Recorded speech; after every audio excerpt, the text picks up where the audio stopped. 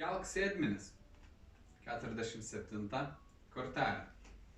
Patogiai atsistokime, pasižiūrėkime į savo kūną, kokie mes esame.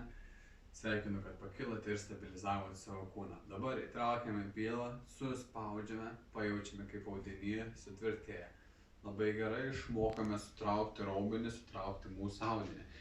Kviečiu toliau slavinti ir stiprinti savo audinį. Mums ko reikės, tai yra to pagrindo kėdė, žemė, stalas, palangė. Tai kas aplink, kur galėtumėte stabiliai tvirtai atsisėsti. Stabiliai laisvai atsisėdam, pažiūrime pečių liniją. Lygiagrečiai tiesiai yra ten, kur esu. Dubuo lygiagrečiai tiesiai, keliu kaip pėdutės lygiagrečiai tiesiai. Ten, kur aš esu, kur man patinka, tai ką žiūrėti. Natūraliai pagal savo galimybės pastebiu, kiek aš galiu iškelti kojytes. Ar tai būtų 10 cm, 20, 30, ar tai visas 100.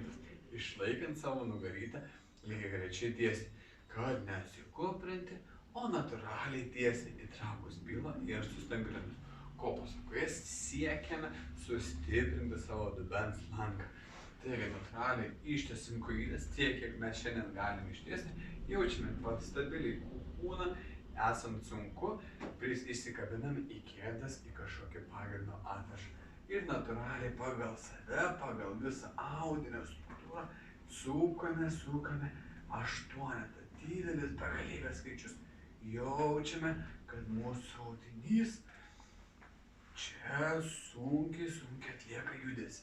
Viskas gerai, kad sunku, ką jis daro, tvirtėja. Ir nepamirštame, kvėpuoti. Kelk sėdmenis.